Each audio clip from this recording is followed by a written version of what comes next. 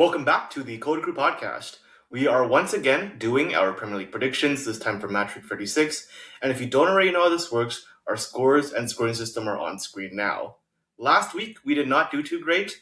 We both only got 6 points. But I do think, given how unpredictable some of those results were last week, hopefully you can give us a little bit of grace. But that being said, let's get into this week's matches, starting with Liverpool against Chelsea. Yeah, two very messy teams we have here trying to, you could say, limp toward the finish line for this season.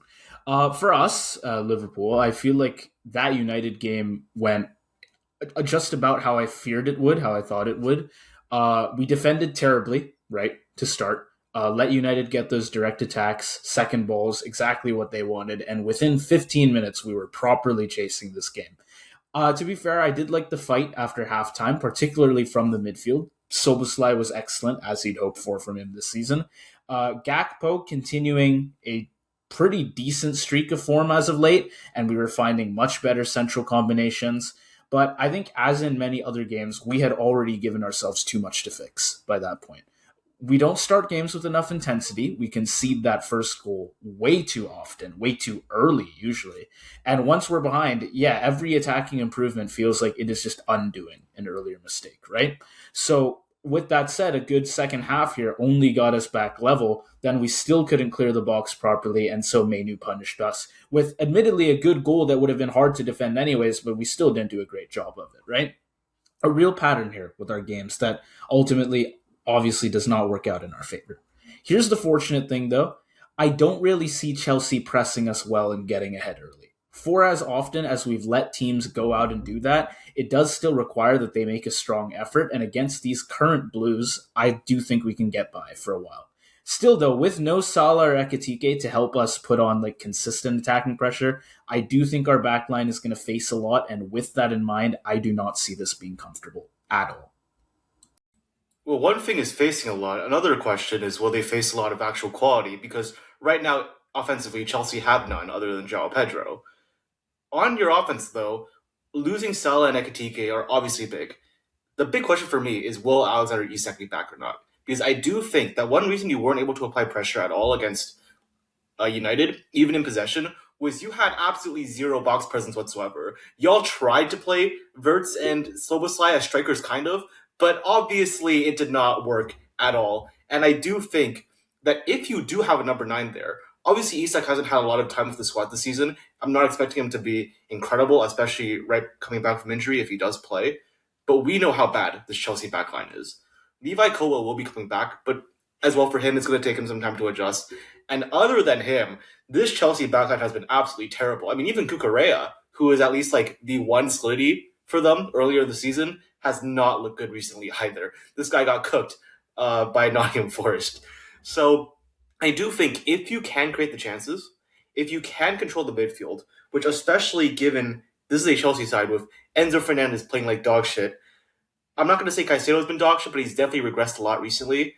Reece James potentially out. Even if he comes back, he's obviously not going to be 100% right away. And then you guys, Szoboszlai, consistent all season. Gravenberch, I would say has been coming back into form recently. McAllister, we're just going to put him off to the side for now. We're not going to talk about him too much. But I do think, tactically speaking, this should be a good match for you guys. At home, at Anfield, in midfield and in attack, I think you guys should be able to take advantage. Yeah, we should, because Chelsea are just shocking right now. Wow. I mean, I was just thinking the Forest game would be the start of like a scoring reset for them after going so long goalless. And yes, they did score. Joao Pedro did have an amazing bicycle kick to make it 3-1 in stoppage time against a heavily rotated Forest side for that matter. So it barely, I think, changes the bigger picture of this team, their recent form, which has been absolutely atrocious. Yeah, the attack looked honestly a little more alive, but as a team, they looked completely out of sorts. I remember saying after one of the last games under Liam Rosier that these guys looked like they hadn't played a single minute with each other before. And I don't know that that's necessarily improved much. Yeah, defending was genuinely shocking. Bakwa cooked Cucurella. Awanyu was left free countless times. Gusto Bro, gives how are you away being the cooked by Bakwa, bro? Like seriously, this guy went from like not that long ago at the Euros, like one of the most solid players on Spain's defense, to you're being cooked by Nottingham Forest second winger. yeah. It's Like, what are we it's the doing, second man? team. I don't know what to say, No, man. third team because Dan and Doy is injured. Third. That's how bad it is. I mean, Chelsea, like us, were chasing after 15 minutes, right? Except they, I think, looked truly down and out by that point. Now, this weekend, Colwell coming back, maybe that helps the back line a bit.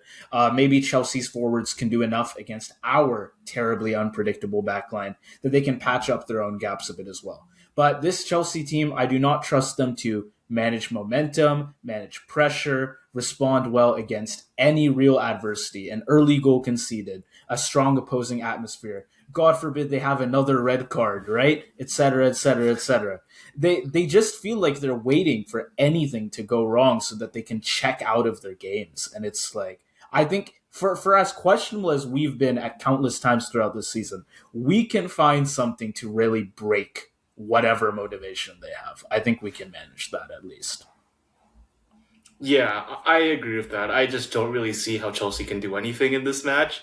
The one advantage for them potentially is that your backline remains questionable. Virgil van Dijk especially. I mean, we saw that in the United game. He was absolutely terrible.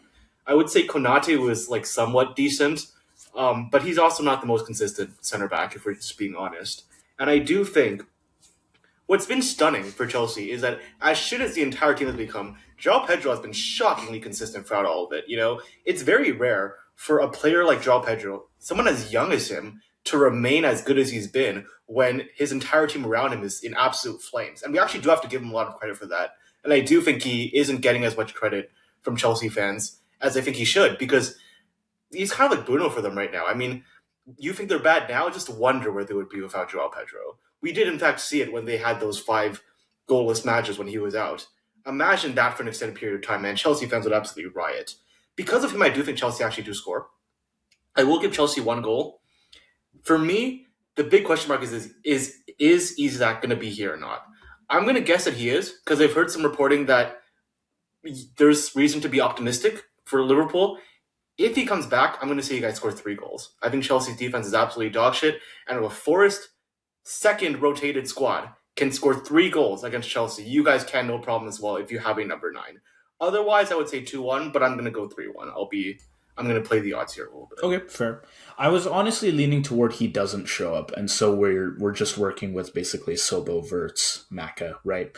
I had the 2-1 in that case, regardless of whether Isak does show up or not. And I know there's a faint possibility Salah also returns here, but I don't think that's going to be happening. I do still think Chelsea are really going to struggle to score, and yeah, it will just be Joao Pedro looking by far the most threatening and providing like 99% of the threat that Chelsea has. Yeah, I think a bit more than 99% actually. A 100, a flat Yeah. 100. Okay, yeah, 2-1 Liverpool for me, and yes, that does mean it will be 7 league losses in a row for Chelsea. Which, yeah, No Europe for y'all. right. Bottom half finish for Chelsea. I mean, Pretty deserved we probably been we playing could recently. get 6 UCL spots, and Chelsea will not be in any of them. Yeah. Yeah. Forget Champions League. Y'all are not qualifying for the Conference League at this point. It's bad. I think a It's few bad, weeks it's ago, the bad. memes where Chelsea's going to win 2 Conference Leagues in a row, and they're going to talk about how they're the world champions because they have 2 Conference Leagues and a Club World Cup. I'm sorry to say, I don't even think that's happening at this point. It's pretty terrible. Okay. Next game we have Brighton, who their own European push has taken a bit of a hit lately. But if they're serious about bouncing back, I think playing at home to already relegated Wolves is about as favorable as you can get. So, can they get a result back here? Well, I have one question for you. Do you know how many teams in the Premier League this season Wolves has lost to? 18, right? And if I'm not mistaken, That's right. Brighton would be the last one. Brighton is the last one. Brighton is the one and only team that Wolves has not lost to yet this season. Is this going to be the match? Here's what I will say. Brighton obviously not good, that result against Newcastle, for 2 reasons. One, and we said this, and this is why neither of us had Brighton winning at least. there is going to be a problem for them tactically when they're playing teams that are reliant on physicality and pace, especially in the midfield. Right? Brighton often do not play with a midfield whatsoever, and especially in transition, that can hurt them. But at the same time, I gotta question what the hell is going on with their offense, man. Because from the 80th minute onwards, genuinely, Brighton possibly should have had 3 goals. Like I think it was Yakuba Minte who had an open goal and just completely scuffs it. I thought I was looking at that was insane to me. I thought I was looking at Garnacho in disguise there. Like it looked like I was watching like Garnacho and Pedro Neto as the wingers and not Matoma and Minte. But that's kind of been the form that they've been on recently. The one saving grace for Brighton, though, or I guess two saving graces. One is Danny Welbeck has maintained his form throughout all of this. I think he has 13 goals this season. Um, he's been quite solid. And also, an advantage of their unique system is that pretty much anyone can score, right? You made this point last week. Whether it be like Kadioglu, Henshelwood, Whitefer if he starts. I mean, even their bench, they have I want to say tied, or at least as of a few weeks ago, they were tied for the most goals scored by a bench this season. So they should still have offensive threats, and against a team like Wolves, who let's just be honest, are not that good. Even if their wingers are playing the way they are, they should still be able to find some goals. Yeah, I mean, Brighton, they definitely screwed up in some key moments and were duly punished for it, right? Whether that is the finishing or also, like, I know Verbruggen's decision making was pretty poor on the first goal. Set piece defending on the second by Newcastle was not good enough, right? And then they had one more defensive error to kill the game while they were chasing. But I think generally the play was good. And yeah, like there is a lot you could call out where it's like if you do certain things better in these various moments, you could have a win instead of a loss by 2 goals, right? But is Wolves going to put on that same pressure against Brighton that could cause them to make those errors? I don't think so. I think Brighton at home against Wolves will be a lot more calm than they were away against Newcastle, right? They're still in the European race. They just need to respond quickly. And yeah, at home against Wolves, they've got a good wide threat. They don't.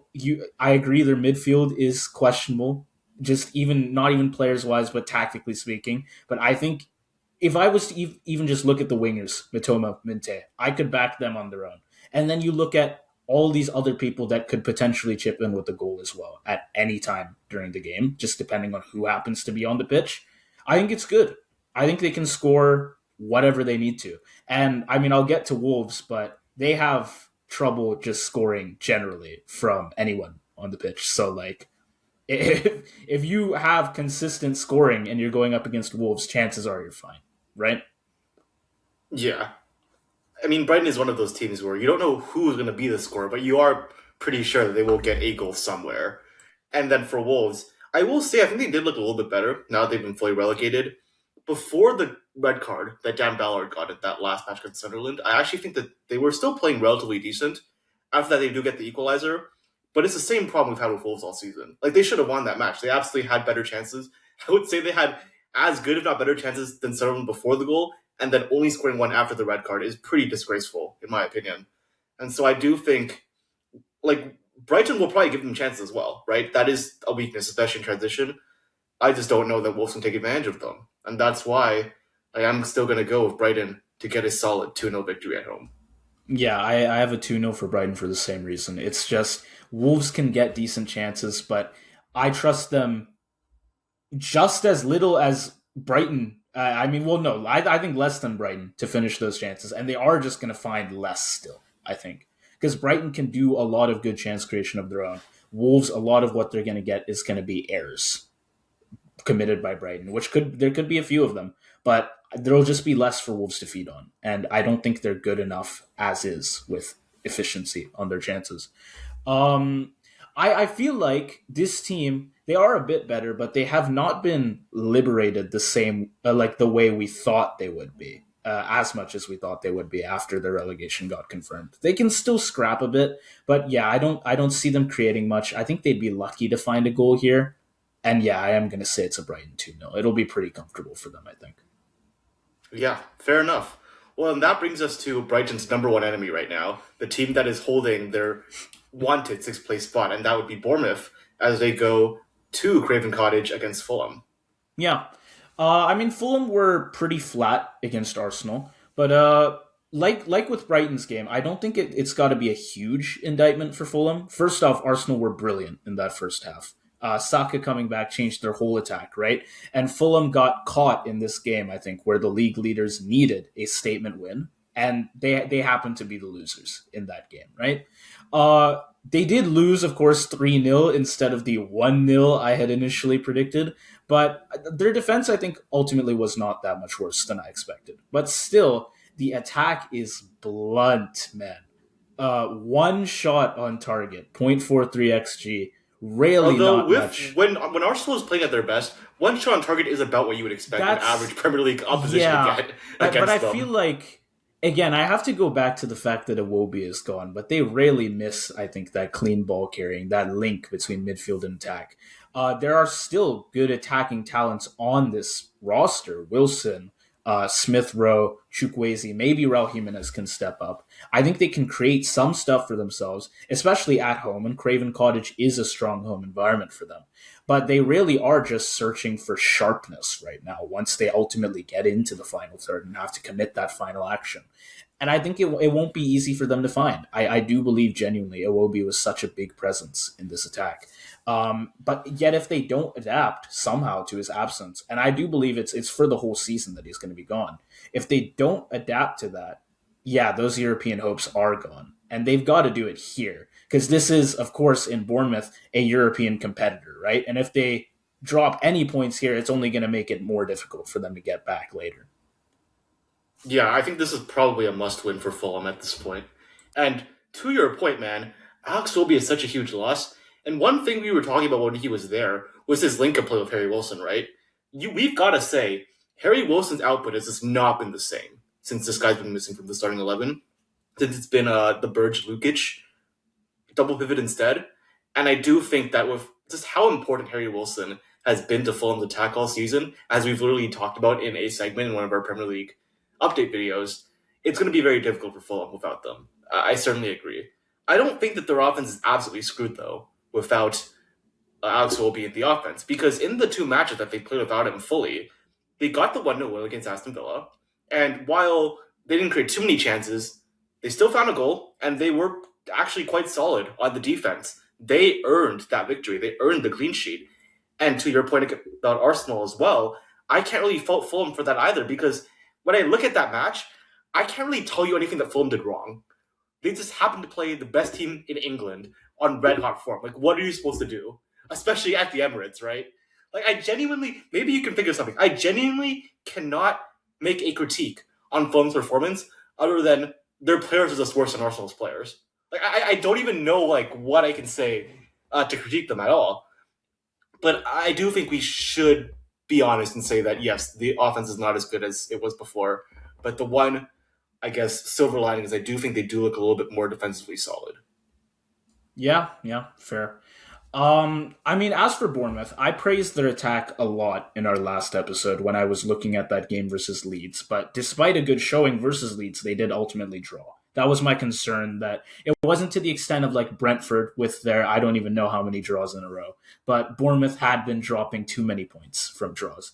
I love this last game from them though. Not only were they explosive, as always, I think they looked way more in control. I don't want to overrate the game too much because, of course, Palace retired from Europe, right? But Bournemouth were nonetheless able to punish them very early on, find 2 goals in 30 minutes. Then they calmed the game down as needed. I know they did not do as much at the start of the second half, but I think the defense still worked well enough for them, and they finished it off at the end with the third goal. They were more clinical, more professional than I think in a lot of other recent games where they've had draws or just much more narrow wins. We're seeing Krupi still in great form, Ryan as well, and with Tavernier, Alex Scott, Evan Nilsson, that fullback support, they have lots of good ways to push teams back. It's just ultimately what they needed was that final finishing element. And I think in this game, they were able to find it. And I want to say I think they can find some of that again. Fulham at Craven Cottage is going to give them a good fight, but there is confidence in this Bournemouth attack. I would be real surprised if they don't find a goal here. And I do definitely think 3 points are on offer for them. Potentially, yeah. Yeah, I mean, A big part of that is the fullback threat, by the way, and I think you know what I'm about to say. But obviously, Alex Jimenez is rightfully so been suspended for his. I'm not going to go into it too much. I mean, people can search up on their own, but quite horrific actions. He has rightfully been suspended. I do think he was their best offensive speaking fullback, and that will hurt them to a certain extent. And I also think that the fact that while Eli Krupi has been very solid, so has Rayan. I think Krupi has 12 goals. Rayan has gotten, I think, 3 goal contributions in a row, or I guess has gotten a goal contribution in 3 matches in a row. There are some other question marks on the offense, but I guess the benefit for Bournemouth is that generally speaking, they just need a few players. It's kind of like Brighton. They just need a few players to be like on it for their offense to generally flow pretty decently. And I do think that the match against Palace, although it is a rotated Palace, and I'm not going to give too much credit for beating Will Hughes in a midfield battle, it does show some offensive strength for Bournemouth. Bournemouth obviously are in sixth place because they're on amazing form. I think they have, is it 14 or 15 games undefeated for them? Uh, Yeah, However, there are that a lot of streak has been draws. going for a while. Yeah. Yeah, but while it's not Brentford level. They're still getting a lot of draws in that mix, especially away from home, as this match will be. And so I wonder because this has happened quite a few times for Bournemouth this season. Will this be another one of those games where they dominate, they get a bunch more chances, they should win, but they just don't? I feel like I've just seen this script play out so many times before with Yeah, no, Bournemouth. that's exactly what I think it will be. I think maybe part of it is going to be that Fulham will have the home atmosphere here to kind of push them along, and that could be kind of a, yeah, that could be a side factor. But I think Bournemouth will be in very good of an attacking rhythm, but again, finishing might haunt them a bit. Uh, like it would be hard for me to give anyone a clean sheet against Bournemouth besides like literally Arsenal. They are just that consistent with attacking right now. But I don't know. There's a bit of a weakness in this attack. It's hard to pinpoint, but sometimes they just do not quite hit with the chances that they get. I'm gonna say each team scores here. They share the spoils, and it will be a 1-1 draw for me. It is not what Bournemouth want, obviously, when Brighton could potentially get a win and push ahead of them. But yeah, it's going to be another draw. It does at least continue the undefeated streak, though, so it's not all bad, right? Yeah, I remember earlier in the season we were talking about how, hey, if Bournemouth keep getting draws, that's all you have to do is beat Chelsea, and Chelsea were getting loss after loss after loss. Yep. At this point, Chelsea have fallen so far off the picture, and now it seems like Brighton, who are their main competition, and Brighton is a team that can actually go out and get victories, as we, for example, both have them doing in this match week. I agree with you. I think it's going to be a 1-1 draw. I basically led on with my reasoning for that. That was basically the question I was asking you. I do think that's going to happen. And yeah, I mean, I think this is really unfortunate for Bournemouth. You asked, like, what are they missing? It's hard to say for sure. I do think a big factor, though, is Justin Kluivert, his long term injury. We kind of forget about it, but I do think he was quite influential for them offensively last season. And obviously, missing him is going to be somewhat of a loss. So, maybe if they're Bournemouth fans, they can give me a better reasoning, but that's what I see.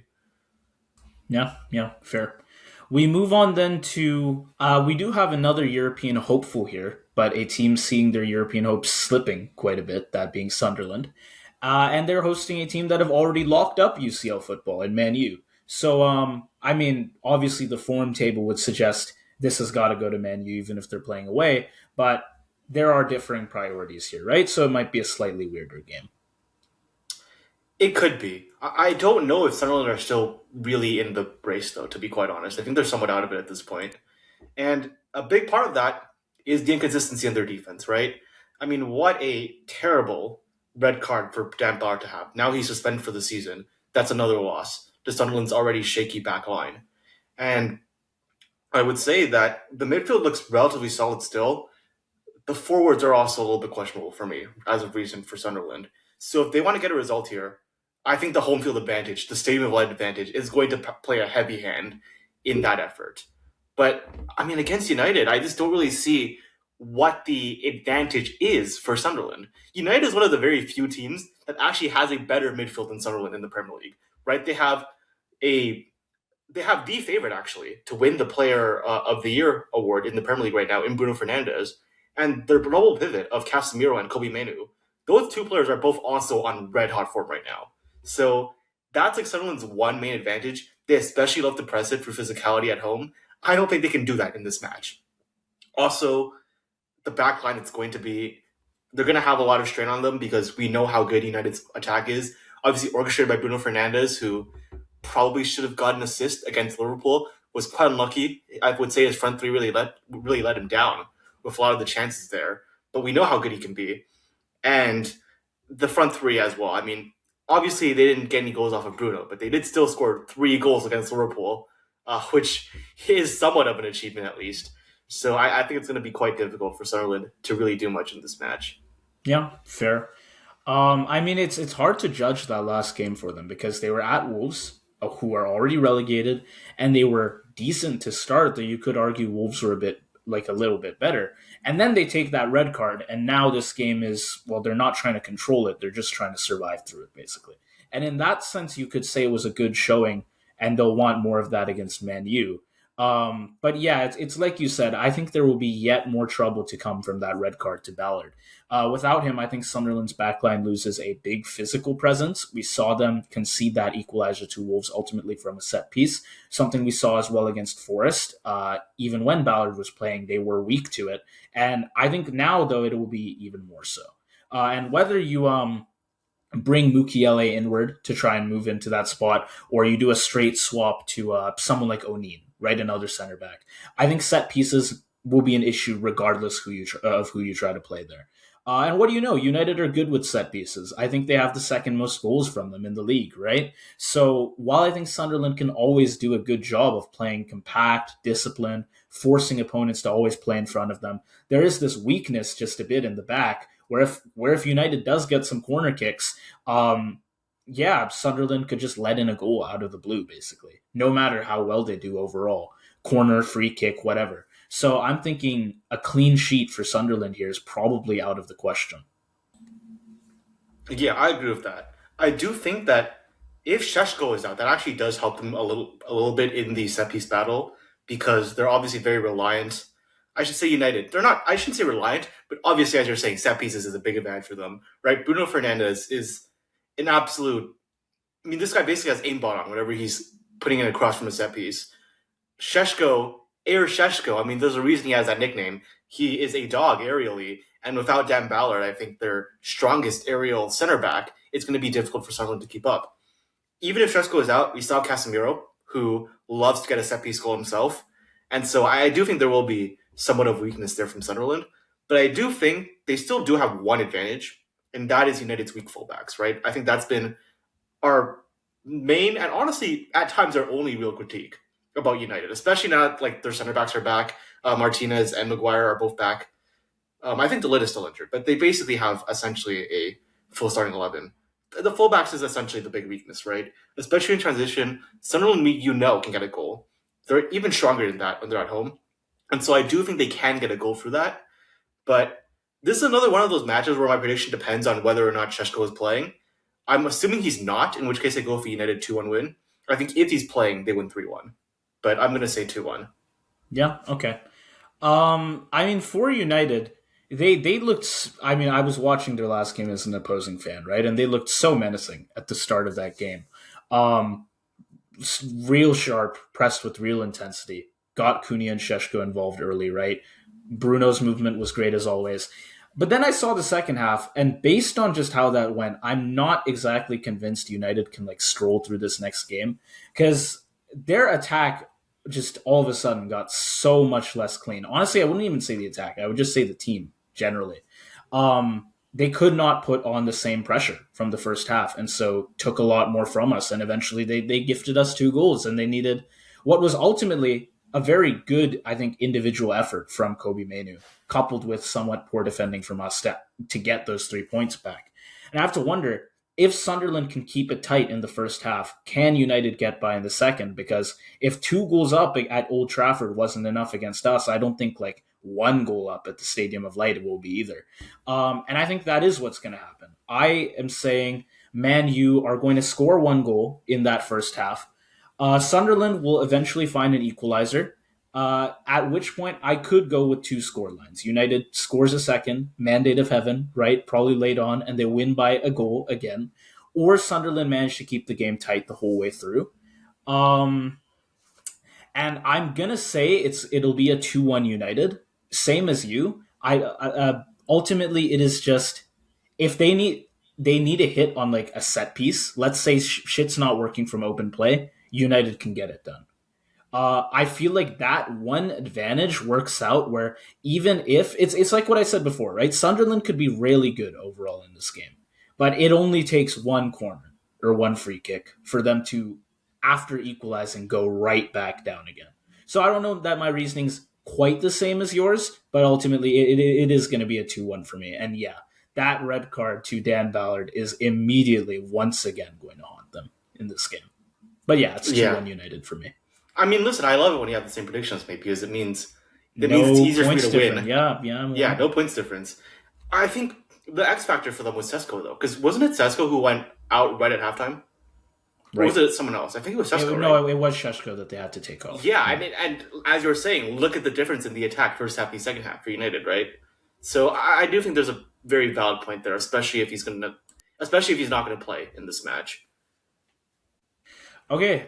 With that said, then we can go on to Man City v Brentford. I mean, 2 weeks ago, I started off my prediction on Arsenal by saying the title race was out of their hands. Well, it's out of City's now. And with how the goal diff has worked out as well, a narrow win over Brentford might have looked fine a few weeks ago, but they're going to need a lot more now, right? To be Yeah, after safe. that 3-1 Yeah. demolition of Fulham, Arsenal are really fighting on both fronts, both points and goal differential. Look, I would say first off, can I just pat myself on the back real quick? Because when all of social media was simultaneously saying that the title race is over and City have won, who said in our last title prediction that Arsenal was still going to win the Premier League? Who said that? Yeah, off goal diff, you All had right, him winning. all right, respect. I Anyways, mean, that being to be said, fair though, we both had that title race being off. Well, you said goal diff, and I said goals scored, and now Man it could City still has be goal just diff. it You could don't be know that. it could It be could if they still be drop goal points diff. somewhere, but they have dropped points now, which I want to. I think we did both say that these guys were gonna go game for game and just keep winning, right? Yeah. Well, Yeah, that's still where we are now. Because if as soon as Arsenal drop points, if that happens, like we're right back to where we were last week. yeah. So there are no guarantees for sure. Um, I think generally, if we're just going to speak on the title race really quickly, I basically for the whole season said that I think Arsenal are the favorites. It went from like clear favorites around like the start and middle of the season to very close.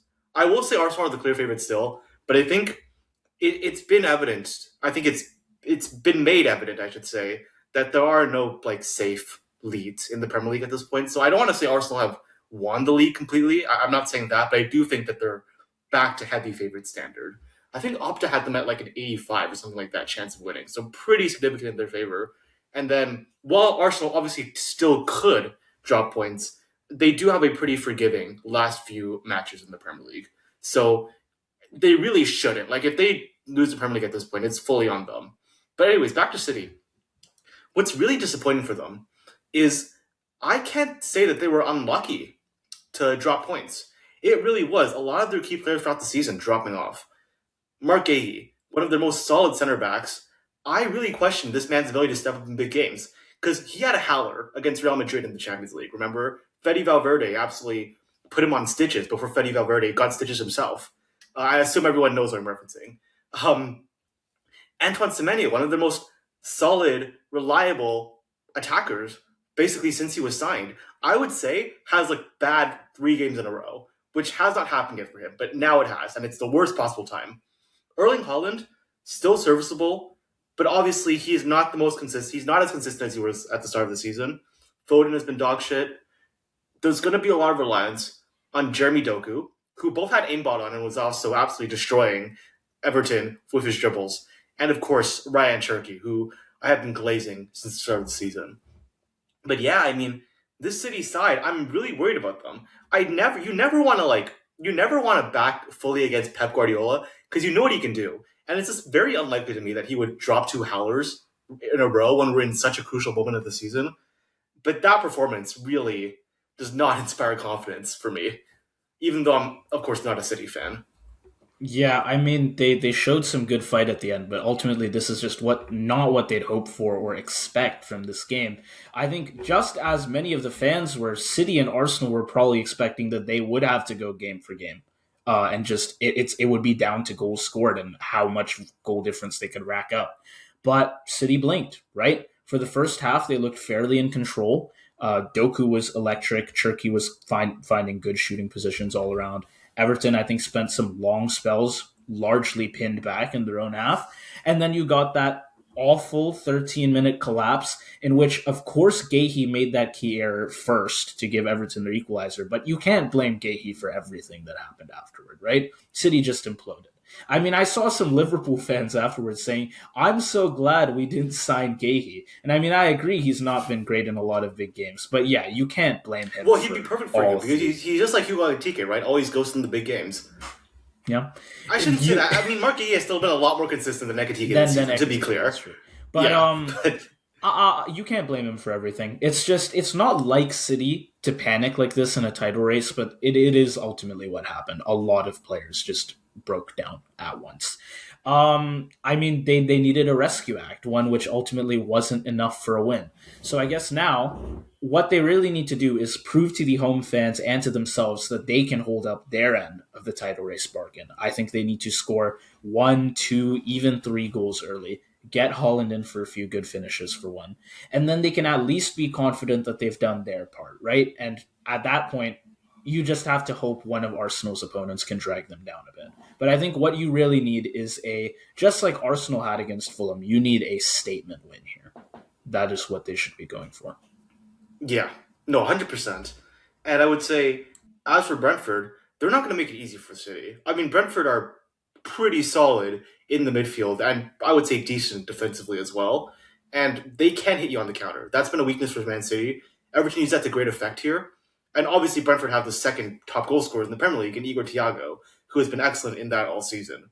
The worry for Brentford, of course, midfield has been good. Thiago has been good. It's the wingers, right? I mean, I made this point last week. The wingers have done absolutely nothing other than the occasional penalty. Which, by the way, who said that Dango Uatoro was going to get a penalty called last match? I wonder who could have predicted that. Anyways, I do think the City more experienced backline of Gehi and Kusanov is not going to allow that to happen. And so I do think this Brentford side, they're going to be very reliant on Igor Thiago. A lot of teams have done a pretty decent job of containing him.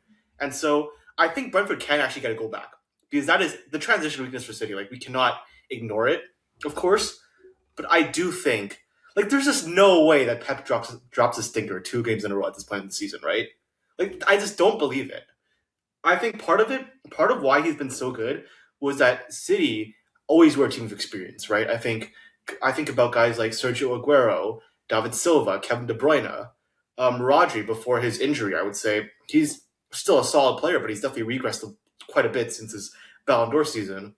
Like, a lot of those key guys, the psychological carriers for that squad, they're all gone now. I mean, Erling Haaland, I would say, has been their best player the past few seasons, but he's always had a Rodri. He's always had a Kevin De Bruyne. He's on his own. Can he lead the City team to the Premier League? That's something that we haven't seen yet. So maybe everyone has just been sort of overrating the effect that Pep has and underrating the mentality of City that came from their players. Yeah, yeah, fair. And I mean, I don't know that Brentford are the strongest team right now, but I think City do need to be up to good shape because these guys can absolutely threaten them. There are a lot of players that can threaten them. You can talk about Igor Thiago, right? This nice little subplot where he is like racing Holland to get the golden boot. But then you also have Watara, for example, who was a lot more productive, I think, in this game than he has been recently. You could even say potentially the same for Shada on the other side. And I think, yeah, there's definitely good attacking talents for Brentford that if you can release them into space, or you can get Thiago good service in the box, they can absolutely hurt this City defense. And I will say as well, in terms of the City defense, we don't have Diaz and we don't have Guardiola here. I think the back line, once again, will look a bit shaky. And so I do expect Thiago or someone around him, maybe one of the wingers, to find a goal here. But I think at the Etihad, with the fans behind them, City can find enough attacking pressure to get by. Holland, Doku, Cherky, I don't think all of them are going to implode on themselves again, like we saw in that last game. And I think there just is enough attacking quality here that they can get by somehow. I'm going to go with a 2-1 City win. It is a win, but it's not a result that really helps their goal difference much or really scares Arsenal. Again, I said they'd want a statement win here. I don't think they're really going to find one. But then again, we'll go to this game afterward. But West Ham are pushing hard to stay up, right? So maybe they can be a bit hopeful for a shock result for Arsenal later on. But yeah, ultimately, City have got to put up their end of the bargain, and I think they'll do all right here. But it's not going to be anything super big for them. So they're just going to have to hope Arsenal kind of implodes themselves in their own game. Yeah. I do think they will do better at the Etihad, and so I'm still going to say 3-1. We know how good their offense has been. I mean, Semenyo is the problem, but I don't think the offense as a whole is the problem, and I think they should be fine.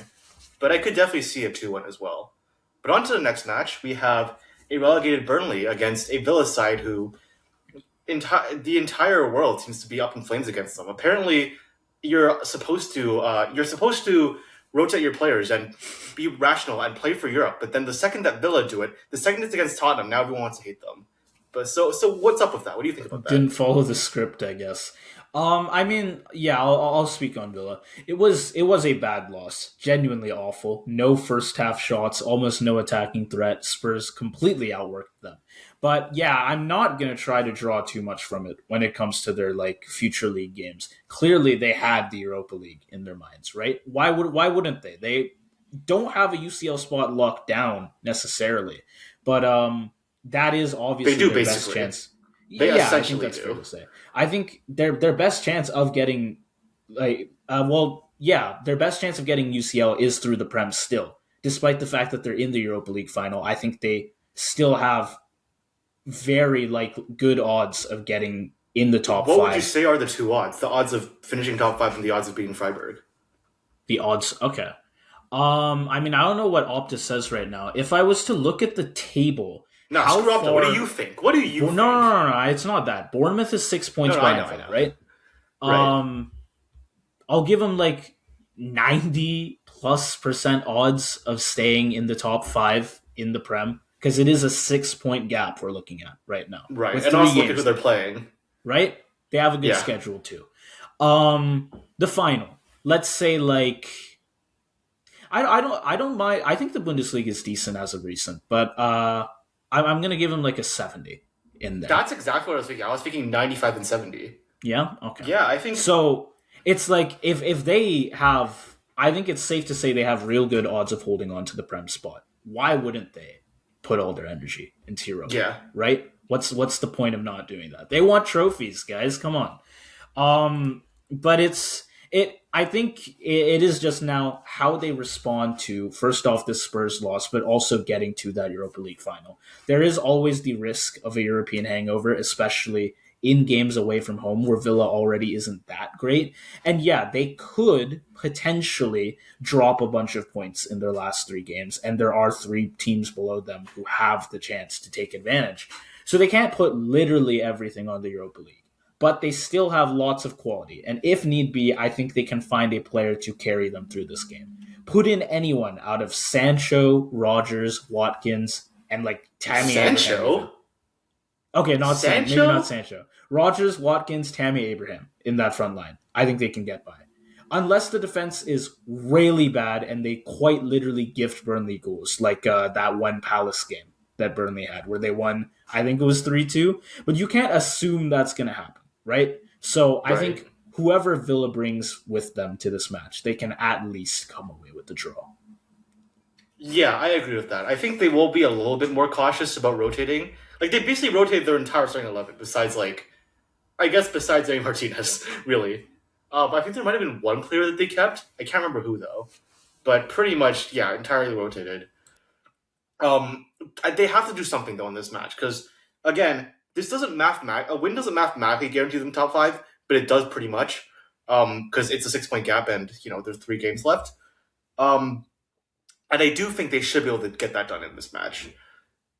I have to say, their midfield against Tottenham, absolutely dog shit. Bogard, worst performance I have ever seen. Like that, you could have told me that was Manuel Ugarte, I would have believed you. That's how bad it was. But surely Villa. I mean, now that they've actually won the Europa League semifinal, quite dominant fashion, by the way. I think they will put a little bit more stock in that team. And to be fair, I mean, they did get a goal back and looked pretty solid once they subbed on Morgan Rogers and Ollie Watkins. The problem is they did that in the 85th minute. It was too late to get 3 goals back. So I mean, I don't really have too much to say about this. I think Burnley have gone a bit better, but they're sort of back to like the form where they play good in 15-minute increments every match. And maybe, putting on getting MJ as their manager might help them a little bit, but it's not going to do too much. So, yeah, I'm just going to say probably a signature Unai Emery win. Just a signature 2-1 is what I have. Yeah, I mean, I'm guessing the Burnley fans. I wonder if they were hoping for a new manager boost after Parker left, but they were already relegated, right? So maybe it just Yeah. wasn't meant to be. I feel like from pretty early on at Leeds, it felt like one team was really playing for something, and the other team just could not care less. And the team bringing the energy was definitely not Burnley.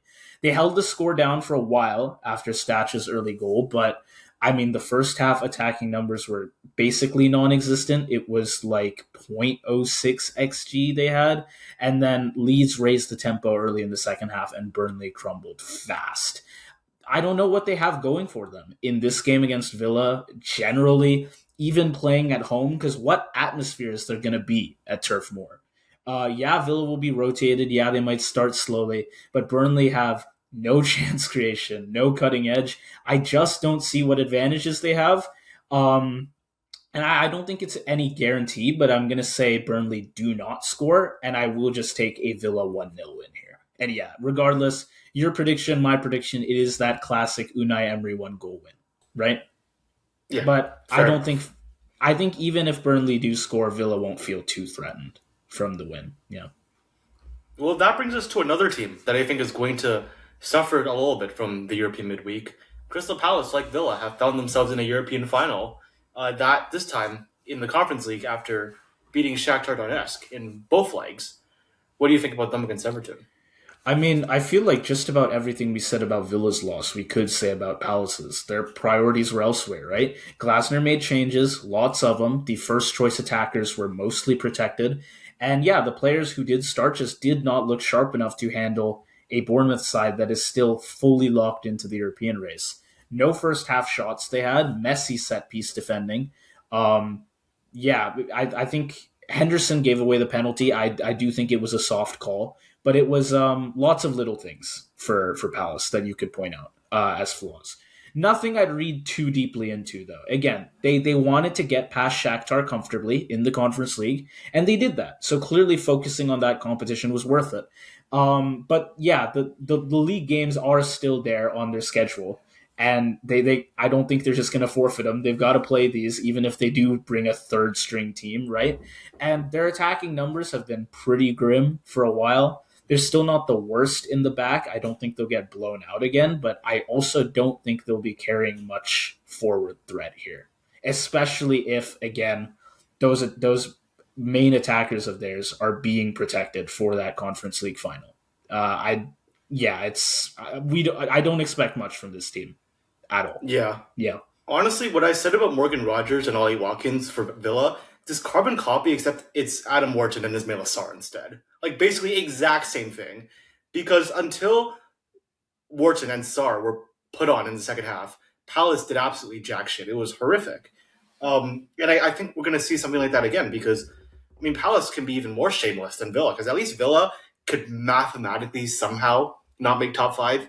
Palace are safe. Like, there's just no way. I think actually they're not mathematically safe either, but I think, like, come on. It's a lot harder, obviously, for relegation teams to get wins than teams that are fighting for Europe. So it's not exactly an analogous situation. And as for Everton, first off, history heavily favors them in this tie. Palace have not beaten Everton in their last 10 clashes, and Everton have won 7 of those matches.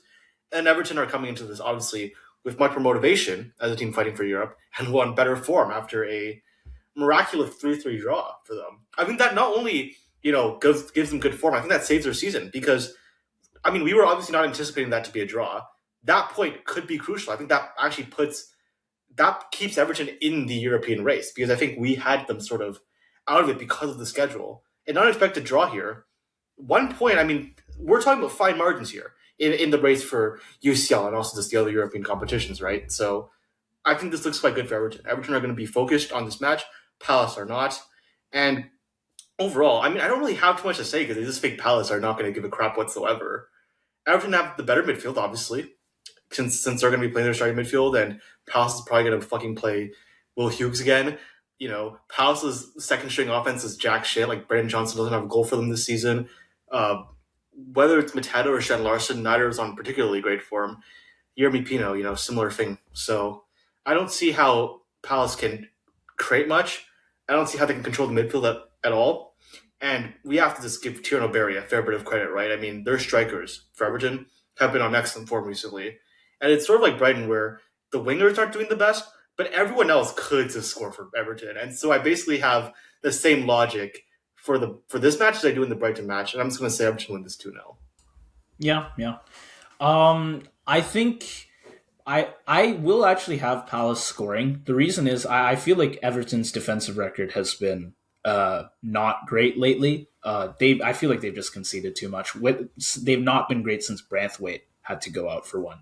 But yeah, I think their attack has been quite productive lately. Of course, Beto was not the greatest in this last game, but Barry was up front, which makes up for some games where he was a bit meh. But if you have these two guys, Beto and Barry, and they can at least switch from being good to mid from game to game, you at least have one good guy to put up there right. It doesn't up top, like right? you don't know who it's going to be, but someone's going to. Someone can score for him, yeah. And there are guys around him that can chip in as well, right? So ultimately, I will say Palace's attack has gone pretty flat. I do think Everton can allow them something, but I don't think Palace will be pushing much. It will be Everton who will be bringing that energy here.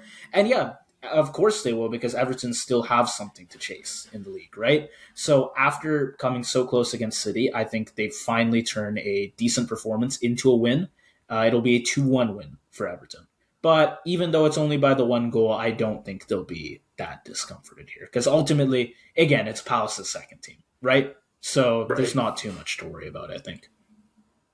Yeah, fair enough. That brings us to another much more interesting, I would say, match. The third team that's still playing in Europe. Actually, I guess the fourth, because obviously Arsenal in the Champions League as well. But the third team playing in those other European competitions is Nottingham Forest, who have been knocked out of the Europa League by Aston Villa. I think this is going to be more interesting, though, because unlike those other two squads, who always look horrible after European midweeks, look at Nottingham Forest's record after their European ties. I mean, last week, right, they whitewashed Chelsea 3-1. I think the match before that, I can't remember who it was against, but they also got a victory. It and was then the one before Sunderland, that, right? Yeah, Sunderland 5-0. Yes, yeah. That's right. That's right. And then the one before that, I think they got a draw as well. So Nottingham Forest, actually, of the three teams, by far, do the best after, or I should say, rather, in European midweeks. So I think this is going to be a lot more interesting, Forest against Newcastle. Yeah, I mean, very impressive league form for them lately, right? They made, I think it was like 7 or 8 changes to their starting roster at Stamford Bridge. It could have been, of course, a huge risk, but the second string side, they looked stronger, sharper, more organized than Chelsea. I don't know how much of an accomplishment that is at the moment to be more organized than Chelsea. I think it's an accomplishment if it's your second team. Yeah, if it's not even his first team beating Chelsea, okay, whatever, that's expected. Yeah. This is actually somewhat of an accomplishment. They really kept the intensity up. I think the Villa second leg will change the mood a bit around this team because, I mean, well, they lost 4-0, right? I don't think it was that bad that they deserved to lose 4-0, but obviously going out of Europe that heavily is going to sting. So partly this is about just avoiding the hangover. You've got to avoid it. I know the survival picture for them looks pretty healthy right now, but they do still need one more result to properly close the door. And I'm going to say at the City ground with like Wood, Jesus, Hutchinson, maybe Gibbs White comes back. They should have enough threat, but they've got to keep their heads up. There will be a big emotional element here. They cannot get discouraged now. Yeah. I don't know. I mean, I think, is Gibbs White coming back? Because honestly, I just look at his face and I just don't see it. Yeah, it looks pretty bad. Yeah, but I think still Forest should have enough. It's just about can they push on, No, that's fair. That's fair. I would say, I mean, they're very clinical. Clearly, not even they're just their starters, but we saw what guys like Bakwa, like damn it, Awoni can do for Nottingham Forest. Almost forgot him for a second there. And yeah, I mean, this is the Newcastle side, which on one hand, we did predict they would get better after getting all their midfielders back from injury. And I will say that was true to an extent. I mean, they did stabilize the ship for 80 minutes against Brighton. But what the hell was that last 10 minutes? They are so lucky to have gotten away out of that match unscathed because they just gave chance after chance away to Brighton for free. It was absolutely terrible defensively, I would say, from Newcastle. And I just look at that this Forest side, right? A Forest side that is a lot more clinical than Brighton right now, I would argue, at least squad wide. And I think if that happens again, Nottingham Forest 2-1 down, get a chance to equalize and like late on, I think they would take advantage. So Newcastle have to do better in this match, and I don't know if they're able to do so. Yeah, I mean, unlike Nottingham, Newcastle have not been good in the league lately, despite the fact that they don't have any other priorities here in terms of games. They did badly need a win of some sort, and they found a pretty decent one against Brighton. But On the score yeah, sheet, at least. I don't know about on that the no, but pitch. it is that issue of them letting off in games after finding good leads, which is clearly not fixed. And they didn't actually give up the lead here, but it sure looked like they wanted to. So much pressure in the second half. Pope had to make a massive save late on. They got very lucky that some of those chances weren't better finished by Brighton, and they were really hanging on to that lead before Barnes ultimately sealed it for them. A 2-goal win was flattering here. A win by one would have been more deserved, maybe even a draw, but not a win by two for sure.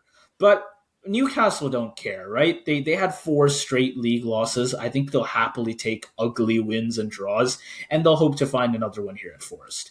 I know, like for a split second, with Tottenham playing a lot better, getting better results anyways, and West Ham still pushing on. People were like, "What is the chance Newcastle gets like a shock relegation?" But I think they've definitely taken themselves out of that discussion now, right? And I mean, let's say there are any more doubts. I think they can still push on here for at least like one extra point, and they can get what they need to surely ease those fears.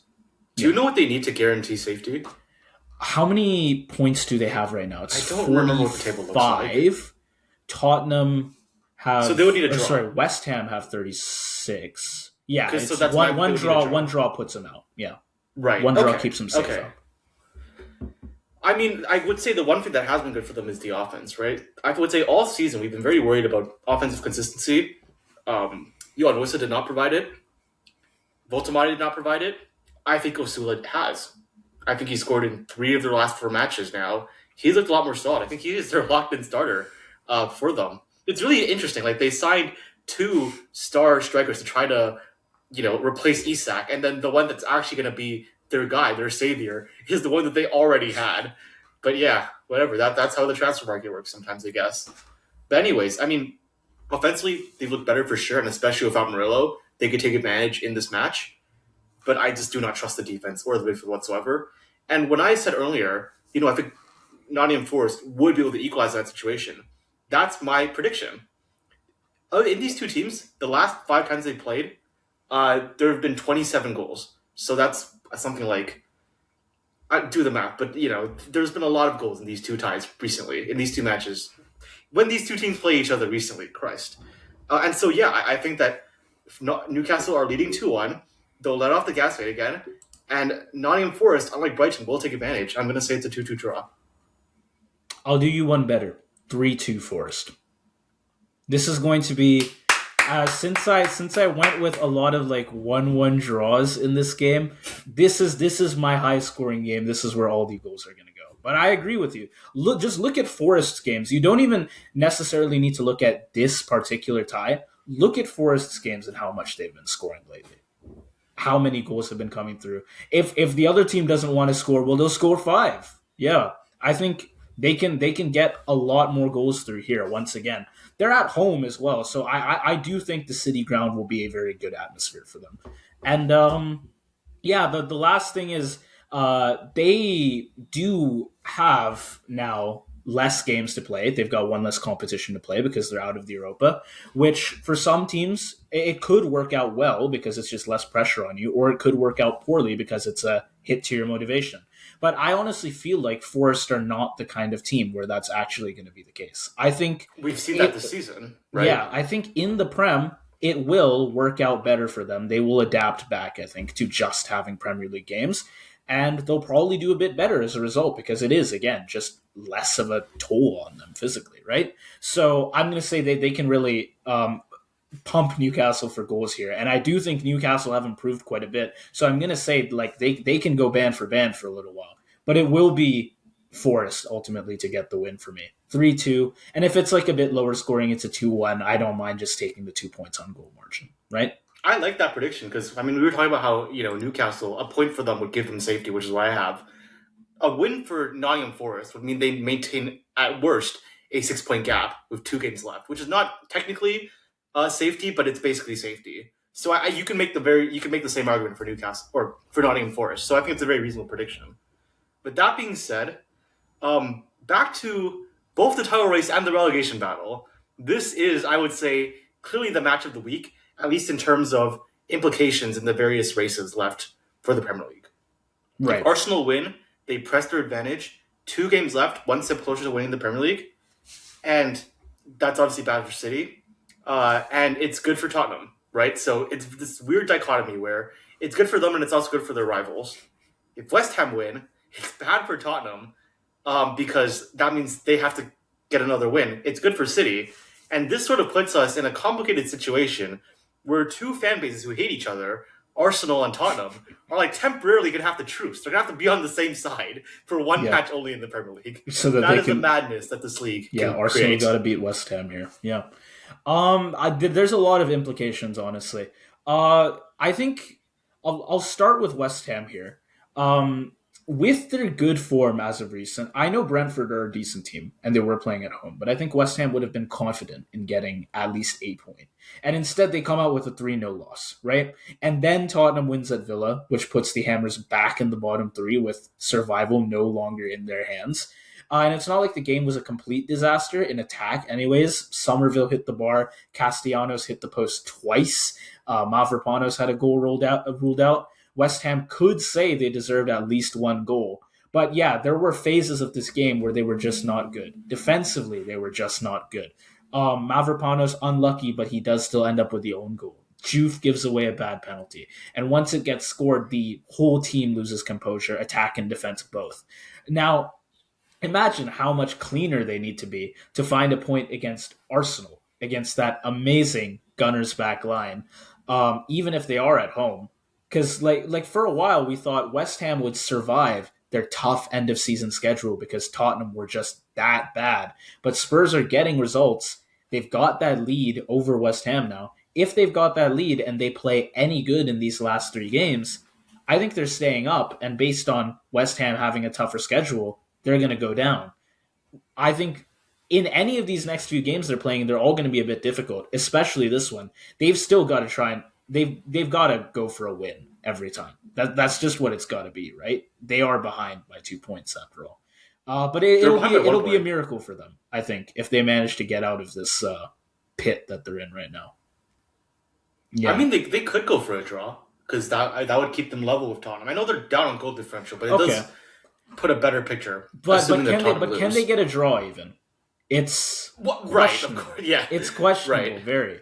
I think Arsenal can. My point is, like, if score you're trying to a play goal, for a right? win against Arsenal, that's just kind of a suicidal tactic. I feel like. Yeah, but I think Arsenal. I feel like they're bound to score a goal, and now it's just can West Ham actually do the same, which is very questionable for any team against Arsenal.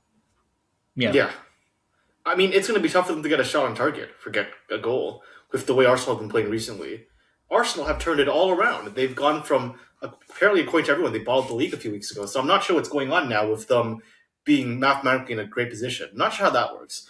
But anyhow, look, Arsenal, they're looking pretty solid right now. And I said this in the UCL video. There are a few tactical adjustments that have made this side very strong. And I'm going to just roughly reiterate it again for anyone who didn't see that video. First off, Gyökeres is now a lot more solid because they're actually playing him in his natural position. Gyökeres is great at chasing open balls and being an anchor. That's what Arsenal is finally letting him do. Players like Eze dropping it deep, which is something he did at Palace. Um, Whether it be the back line, progressive ball carriers, they're just launching in. They're launching in balls from behind for Victor Gilchrist. And once he gets the ball, he's great protecting it, and it's caused a lot of chaos for opposition backlines. That's one thing.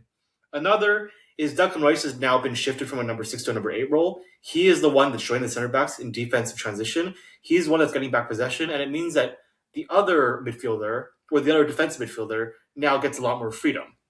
We saw this tactic used with both Zubimendi and Miles Lewis Skelly in their last three matches. I would rather have Lewis Skelly personally. I think he's better on the ball. I think he's a better ball progressor.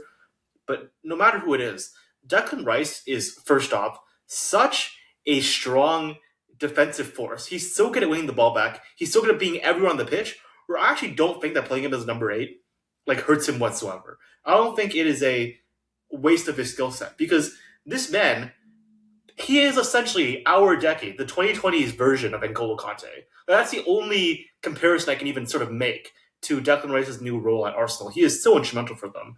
And Lewis Kelly and Zubimendi, I would say, have both looked a lot better since this tactical adjustment was made. And then the last factor is, of course, Bukayo Saka is just he's Bukayo Saka. I mean, obviously, going from Madueke to Saka starting, well, now he's back from injury. Of course, that's going to be a massive advantage for Arsenal, right? So, look, West Ham were really unlucky in the last match, right? There's something ironic about hitting the post 3 times and losing 3-0. It really makes you think, man, that could have been a 3-3 draw. But I do think more realistically, I think Tati Castellanos, both of the times he hit the woodwork were in the first half, right? He scores one of those. And the reason West Ham collapsed so much, as you said, was because they went 2-0 down. That dramatically changes the trajectory of the match, in my opinion, if they get a point there. It is so unfortunate. I think those 3 post goals, that might be what sends West Ham down this season. It really is the fine margins at this point. So, yeah, I can't see how they can beat Arsenal. I really just can't. The way Arsenal are playing right now, unless you're like PSG, I don't even know how you can beat Arsenal at this point. Yeah, again, if I could just tout some more attacking players, it's like Saka starting obviously made such a clear difference against Fulham. Strong 1v1 threat down the right. You could talk about Gyökeres, showed a lot more confidence in his final action. He scored twice, of course, and then he assisted Saka as well. Great game for both of them. Admittedly, it didn't quite reflect in the UCL tie, right? But I think in the Prem, we could see a Well, I lot think in more the of UCL he this. was great too. No, more so they weren't really scoring in the UCL tie. It was a Well, I lot more guess, yeah. Ferrombo-esque, right? But Right. I'm in the Prem, we're going to see a lot more from them from this attack, particularly because goal diff makes a difference here. Just in case they drop any points, Arsenal will want to rack up the goals so that if they do go level with Man City on points, they will still be potentially well ahead on goal difference. And West Ham, just like Fulham, will likely have to deal with an Arsenal side that is going much more out of their way to score. I'm sure West Ham can pressure Arsenal a good bit, but they're going to face a lot more. And given how their back line fared last game, I don't think they're going to handle the Gunners too well. Yeah, I think it's basically just going to be a repeat of the last time these two teams played because Arsenal is back to their early season form, and there's just no way back. I would say for West Ham, not no way back in the relegation battle, but there's no way to do anything whatsoever in this match. I'm sorry to say, this is going to be a pretty simple Arsenal 2-0 win for me. I don't really see what West Ham can do whatsoever. Yeah, fair. I am going to have a Arsenal 3-1 here. West Ham will be playing with a lot of desperation. They are also playing at home, and I do think they still bring It's so good hard to energy get the shots game. off though against the Yeah, Arsenal I know side. that's true. I want to say I think Arsenal really do go out of their way to score here and literally save the Haram ball I for mean, the Champions League. it's not that they're not. I don't think they're going to play Haram ball, of course, but they just need to get 3 points. They don't have to. They don't have to worry about goal differential unless they screw up actively, or Okay, not on purpose, but unless they screw up, goal differential is actually not a factor at all for them anymore. okay, but I do also think between Bowen, Somerville, Castellanos, they can find something. I think they can. It doesn't need to be a good chance, a clean goal. I think they can find something there. Um, But yeah, it's definitely questionable. This is why I'm playing for the goal margin, right? Which is good for me because if you do get your 2-0, at least that way I'm only 1 point off you, right? Whereas Right. if I said 2-1 Arsenal, then it's like it's kind of fucked for me at that point. Yeah. But yeah, 3-1 is what I'm gonna go for here. Okay. I mean, I can see it. I do think, between Castellanos and, Somerville and Bowen, I do agree. Against any other team in the Premier League, I do think they get a goal. Just not Arsenal. Not Arsenal on the form they're on right now. Yeah. Okay. Um, we go to our last game of the match week then, but depending on what happens in that previous game at West Ham, I think this last game of the match week could go very differently. If West Ham lose, Leeds are actually already safe at that point. They don't have too much to play for, except pride, pretty much. If West Ham do get points, there will still be something in it for both Leeds and Spurs. And Spurs would, of course, have the potential to go back behind West Ham and back into the drop zone. So we'll have to see what goes on before this game. But until then, we're going to do our best to predict this now. So Tottenham versus Leeds. What are you thinking? I'm thinking that getting 2 wins in a row when you're a team that looks doomed for relegation is a morale booster that cannot be underestimated.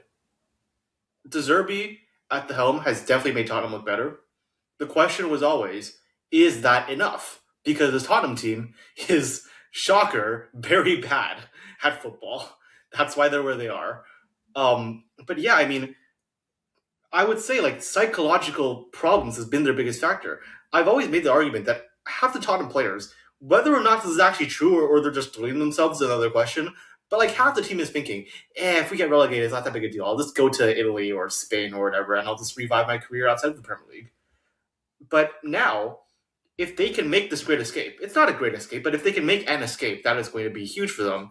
And they're bringing that momentum into this match. And they're at home.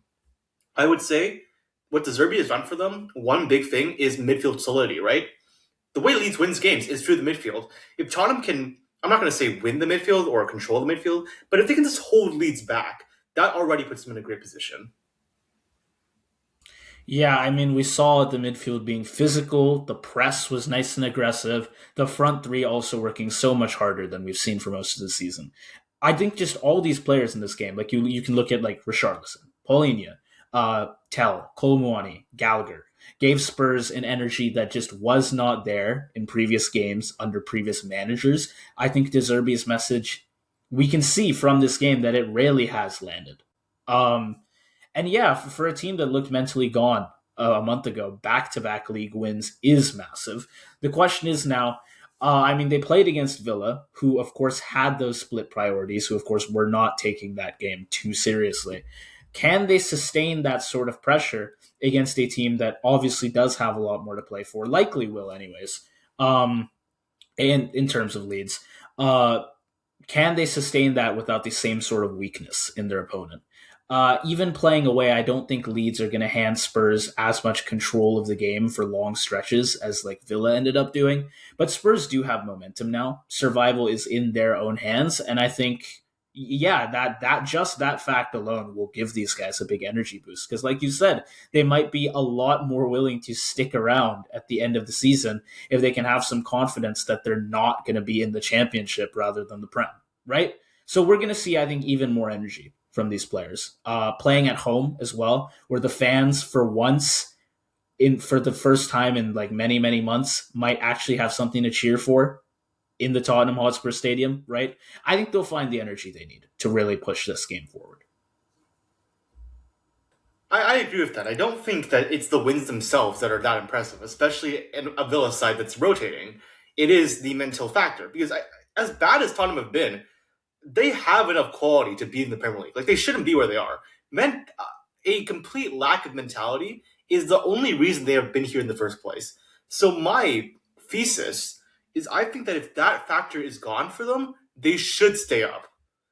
And in fact, I will just say now, I think they will stay up because of that. And so I don't think again, I don't think we can underestimate that, and I think that it's going to push them forward. Leeds, while they do have something to play for sure, they're still probably not going to be relegated, right? I think they're on what 42 or 43 points. Yeah, I mean, again, it is if West Ham. I think if they just don't, it's if they lose West Ham, Leeds are just safe at that point. Right. Yeah, If and West Ham, if they somehow get a draw or Lord knows a win, then obviously there's stuff to right. play for. But But good yeah, chance that's not happening, right? exactly. And I mean, we should say I don't think anybody's ever been relegated with as many points as Leeds has right now in the Premier League. So I just think that being considered, I think Tottenham are going to get another win here. I can't explain it tactically. I really can't. Because I do think Leeds have been the better side this year, but I just get the feeling that De Zerbi is going to use his black magic, use his soulless tactics, since we know this man does not have a soul, and he's going to find a way to get a Tottenham 2-1 win. I can't explain it. He just will. Okay, fair. I feel like maybe it's worth for me just going with something different. I did have a different prediction, anyways. I just had a 1-1 draw. And I think honestly, either of those teams, well, probably not either of those teams. If anyone is going to push on from a 1-1 draw for a second goal, it will be Tottenham ultimately. But I do think even if Leeds don't have much to play for besides pride in this game, if they are mathematically safe before they even kick a ball, they will still play for pride. I feel like this team is the kind of team that would do that. Again, it's like you said, Tottenham had that big mentality weakness for so long that put them in this spot to begin with. I don't think Leeds ever had a mentality weakness, and I don't think they're gonna drop off right away. So I do definitely see them scoring a goal. Uh, I do agree with you that Tottenham could potentially find a second and win it. And if they do score a second, Leeds will probably be like, okay, fair enough, take your 3 points, right?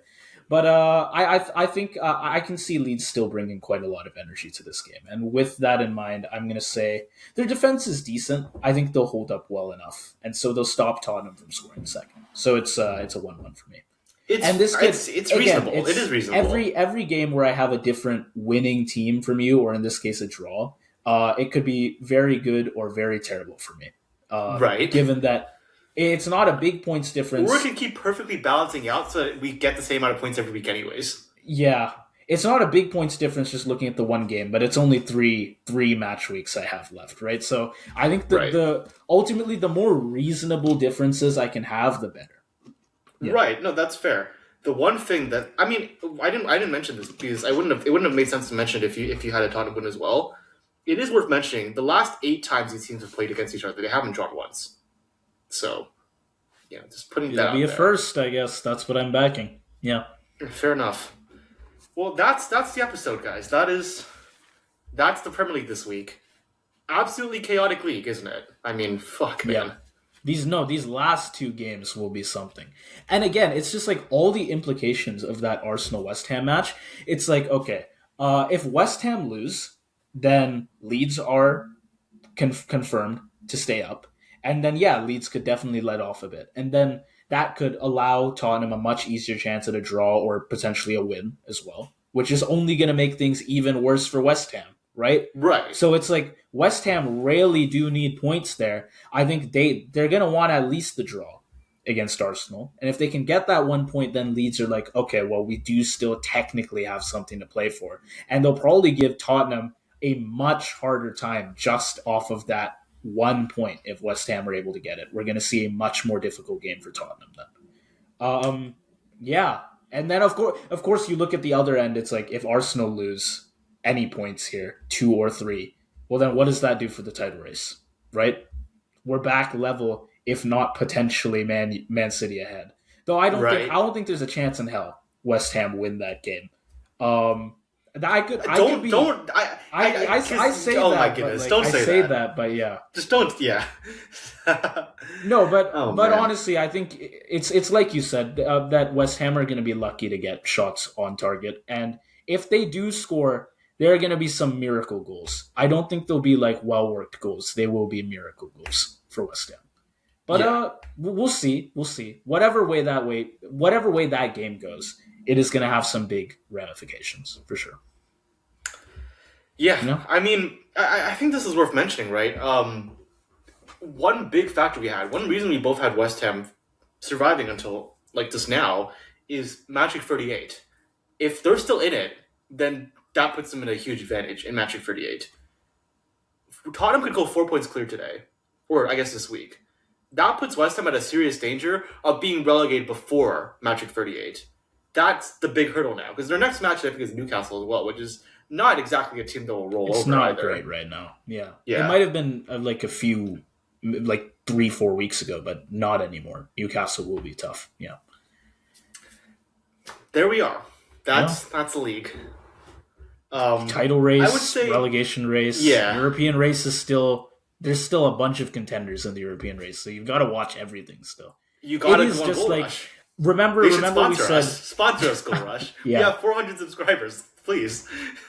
remember during Prem Review, we said the only two teams that really didn't have anything in it for them were Newcastle and Palace. I think, Right. I guess you could add Sunderland to that at this point, but really, Yeah. I think Yeah. the and of course Burnley and Wolves are obviously relegated, but the vast majority of teams here still very much have something in it for them to keep playing these games. Yeah. Right, and to be fair, all the Premier League teams still have something to play for. Is pretty much what we meant, right? Because like Burnley and Wolves are only Premier League teams in name only at this point. With all due respect to them. Yeah. Yeah. Okay, well, that's another set of predictions complete. We will see if we do potentially match week reactions after this week. But what you can always count on is we will have another set of predictions for the next match week. So do stay tuned for those. And as well, UCL final coming up, right? So we'll have some more content on that sometime soon, as well as World Cup. Do stay tuned for that, because there is a possibility, if we find the time between match weeks, that a little bit before the World Cup actually starts, we do some content on that, right? Oh So, yeah, for sure. Yeah, do stay tuned, because there will be a lot more to come from the CoDaKrew. And with that said, have a good day, and we'll see you soon. See ya.